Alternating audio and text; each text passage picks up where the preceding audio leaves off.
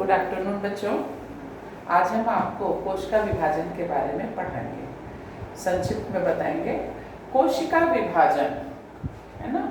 कोशिका विभाजन दो प्रकार का होता है, सूत्री विभाजन और अर्धसूत्री विभाजन। ठीक है, सूत्री विभाजन और अर्धसूत्री विभाजन।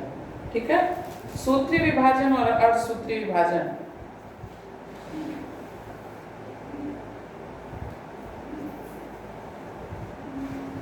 पहली चीज तो ये समझ लीजिए कि कोशिका का विभाजन क्यों हो रहा है, कैसे, से क्या मतलब है। कोशिका विभाजन तब होता है जैसे हमारे कोई कोशिकाएं नष्ट हो गई या किसी कारण से कोई क्षति हो गई या कोई एक्सीडेंट कुछ भी हो गया जिसकी वजह से हमारी कोशिकाएं शरीर की डैमेज हो जाती है, तो उनका निर्माण होगा। तो कोशिकाओं का विभाजन होता है जिससे कि नई कोशिकाओं का निर्माण होता जाता है। ठीक है, तो सूत्री विभाजन, कोशिका विभाजन में सूत्री विभाजन में क्या होता है, एक मात्र कोशिका से, मात्र मतलब मदर सेल है ना, एक मात्र कोशिका से दो डॉटर कोशिकाओं का निर्माण, पुत्री कोशिकाओं का निर्माण होता है। ठीक है, एक मदर सेल से, मात्र कोशिका से है ना, एक मात्र कोशिका से किसका निर्माण होगा, दो पुत्री कोशिकाओं का निर्माण, पुत्री कोशिकाओं का निर्माण होगा। ठीक है, तो इसमें क्या मतलब हुआ, इसकी चार प्रावस्थाएं हैं। चार प्रावस्थाओं में पहला है प्रोफेज, आपको हिंदी में भी लिख सकती हैं, मेटाफेज, एनाफेज और नेक्स्ट है टीलोफेज। ये चार प्रावस्थाएं हैं, पहली प्रोफेज, मेटाफेज, एनाफेज और टीलोफेज। ये चार मुख्य अवस्थाएं होती हैं जिनके फलस्वरूप एक मात्र कोशिका से दो पुत्री कोशिकाओं का निर्माण होता है। ये नहीं कि बस एक से दो का हो गया, ये चार प्रावस्थाएं हैं है ना सूत्री विभाजन की। तो इसमें क्या होगा, एक मात्र कोशिका से पहले prophase, metaphase, anaphase, telophase, telophase के अंतर्गत दो पुत्रियों का, कोशिकाओं का निर्माण होगा। मेरी बात समझ में आ रही है आपको? तो एक मात्र कोशिका से, एक मदर सेल से दो डॉटर सेल्स का फॉर्मेशन होता है। ठीक है, इसी तरह है अच्छा एक मिनट आप, हाँ ये देखिए, मानव में त्वचा कोशिकाएं, रुधिर कोशिकाएं, आहार नाल की आंतरिक स्तर की कोशिकाओं का लगातार निर्माण इन्हीं सूत्री विभाजन के द्वारा होता है। यहाँ में लिखा है ना, मानव में त्वचा कोशिकाएं, त्वचा कोशिकाएं हमेशा रफ होती जाती है, नई नई कोशिकाएं निकलती जाती हैं। तो रुधिर कोशिका, कहीं चोट लग गई तो उस घाव का भी क्या होगा, घाव भरेगा ना, फिर नई कोशिकाएं आएंगी तो वो उसका भी निर्माण कौन, किसके द्वारा होगा, इसी कोशिका विभाजन के फलस्वरूप होता है। तो वो कौन करता है, सूत्री विभाजन के द्वारा होता है। तो मानव में त्वचा कोशिकाएं, रुधिर कोशिकाएं, आहार नाल की आंतरिक स्तर की जो लगातार कोशिकाओं का निर्माण होता है वो किसके द्वारा होता है, सूत्री विभाजन के फलस्वरूप होता है। ठीक है, तो अब हम आपको थोड़ा सा ये दिखा दें, प्रोफेज, मेटाफेज, एनाफेज, टीलोफेज, समझ में आ गया? तो पहली प्रारंभिक अवस्था है जब मदर कोशिका प्रोफेज अवस्था में आती है, फिर वो उसमें विभाजन होता है तो मेटाफेज, एनाफेज। अब हम आपको ये अवस्था का चित्र दिखा देते हैं। ठीक है, तो जब कोशिका एक साधारण रूप में रहती है, जैसे हमने आपको पढ़ाया केंद्रक में, तो कोशिका जो है किस तरह से दिख रही थी आपको, क्रोमेटिन थ्रेड्स ऐसे से दिख रहे थे उलझे हुए, और न्यूक्लियोलस दिख रहा था, और इसमें पदार्थ दिख रहा था। तो केंद्रक ही का भाग है ना, कोशिका से नहीं, केंद्रक, ये देखिए। ठीक है ना, तो ये केंद्रक का रूप दिख रहा था। ये अवस्था जब कोशिका विभाजन का समय आएगा तो ये अवस्था कौन सी हो जाएगी, इंटरफेज या प्रोफेज। इस अवस्था को हम कहेंगे इंटरफेज, है ना। प्रोफेज की ये अलर्ट होने वाली, मतलब रेडी होने वाली, है ना, तैयार होने वाली अवस्था है। जैसे हम लोग कहते हैं ना, कहीं दौड़ना होता है तो हम लोग कहते हैं कि रेडी स्टडी, है ना, मतलब पहले से अलर्ट होती है। तो जब प्रोफेज अवस्था शुरू होने को होती है तो उसकी पहली अवस्था जिसमें क्रोमोसोम वगैरह बनने लगते हैं, तो ये अवस्था आ जाती है, इसको कहते हैं इंटरफेज अवस्था। अब इंटरफेज के बाद आती है प्रोफेज। तो बाद में ही यही इंटरफेज अवस्था थोड़ी सी मैच्योर होती है, थोड़ा सा मतलब सही रूप में आती है, मैच्योर में थोड़ा सही रूप में आती है, तो उसको हम प्रोफेज अवस्था कहते हैं। इंटरफेज की अवस्था कहीं दिखाई नहीं गई है, प्रारंभिक अवस्था।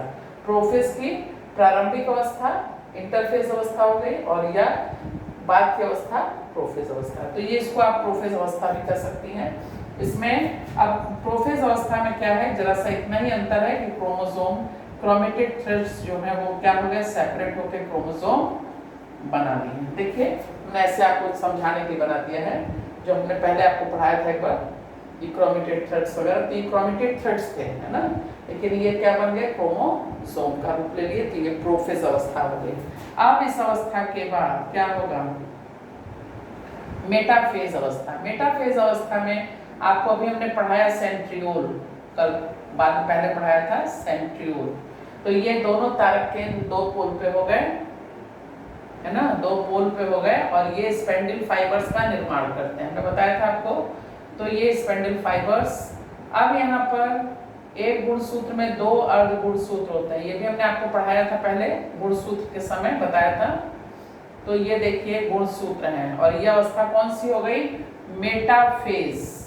मेटाफेज मतलब मध्य में आकर प्लेटलेट्स पर एक टेम्पलेट प्लेट है, मध्य में आकर गुणसूत्र क्या होते हैं, अरेंज हो जाते हैं। गुणसूत्र जो इधर उधर थे बिखरे हुए, वो टेम्पलेट एक मध्य पे एक प्लेट मतलब एक सेंटर में आकर सेंट्रलाइज हो जाते हैं, उसको कहते हैं मेटाफेज, मध्य अवस्था में, ठीक है। अब उसके बाद है एनाफेज।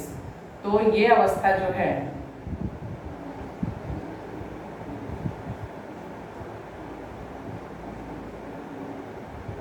अब यहाँ पर क्रोमेटिड्स जो हैं वो मध्य से क्या होने लग गए, दूरी बना लग गए, मतलब अपोजिट पोल की ओर खींचने लग गए। देखिए अपोजिट पोल, बीच में गैप हो गया, मध्य से हट गए, यहाँ मध्य पे थे ना, अब मध्य से हट गया, अपोजिट पोल की तरफ अर्ध गुणसूत्र खींचते जा रहे हैं।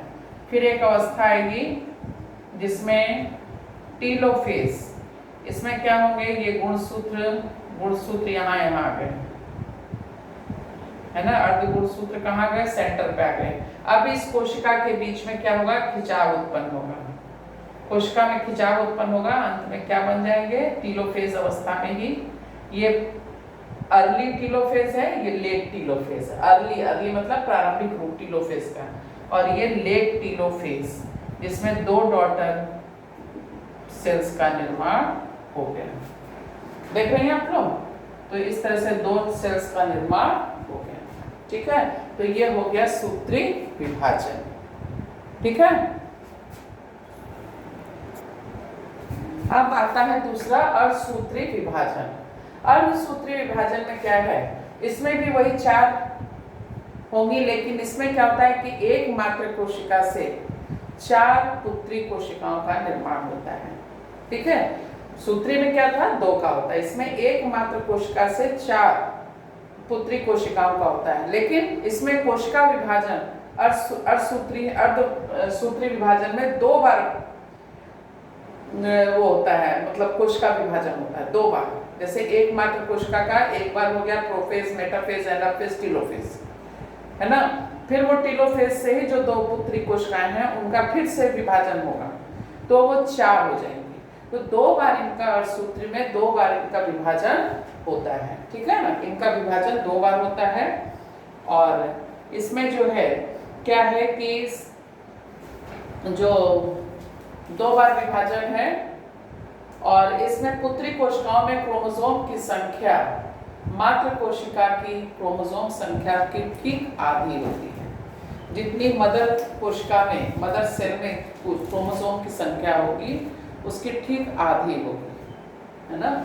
पुत्री कोशिकाओं में संख्या क्या होगी, जो मात्र कोशिका में मान लीजिए दो क्रोमोसोम है, तो दो गुणसूत्र की संख्या दो है, तो इसमें एक होगी, हैप्लॉइड होगा, ठीक है। आधी होती, चार है तो दो, मतलब आधी होती गुणसूत्र की संख्या, ठीक है। तो आइए हम आपको इसकी भी चारों अवस्थाएं बता दें। पहला है प्रोफेज। तो इसकी अब हम आपकी डिटेल नहीं है, लेकिन प्रोफेज अवस्था में इसमें क्या होगा, prophase, first, metaphase, first, anaphase, first, telophase, first. ठीक है। अब यहाँ पर जब दो कोशिकाएं, एक मदर से दो कोशिकाएं बन गई ना, जैसे सूत्री विभाजन में हुआ, दो बन गई, तो अब ये दो जो हैं टीलोफेज, अब इन्हीं से फिर शुरू हो जाएगा, है ना। ये तो आ गई आपकी टीलोफेज, मतलब पहली अवस्था आ गई प्रोफेज की। टीलोफेज में दो पुत्री कोशिकाओं का निर्माण हो गया, तो अब इसी पुत्री कोशिकाओं का हम फिर से शुरू करते हैं। तो यहाँ पर क्या हो जाएगा, प्रोफेज, सेकेंड, फिर metaphase, second, anaphase, second and telophase, second. Last में क्या मिलता है, एक मदर से 4 डॉटर सेल्स का फॉर्मेशन होता है। तो जितनी मदर सेल की गुणसूत्र की संख्या होगी उसकी आधी होगी। तो ये 4 पुत्री कोशिकाओं का निर्माण, 4 डॉटर सेल्स का फॉर्मेशन होता है इन केस ऑफ असूत्री विभाजन, जिसे इंग्लिश में मियोसिस कहते हैं। ठीक है। तो इनका कोशिका विभाजन में बहुत ही महत्वपूर्ण हिस्सेदारी है, इन्हीं से कोशिका विभाजन होता है, और जो कि हमारे शरीर की मरम्मत, वृद्धि सब में सहायक होते हैं। तो ये लेसन मेरे ख्याल से ख़त्म हो गया है, और फिर नेक्स्ट क्लास में हम आपको कुछ क्वेश्चंस देंगे जिनको आप अपनी कॉपी में करेंगे। Thank you.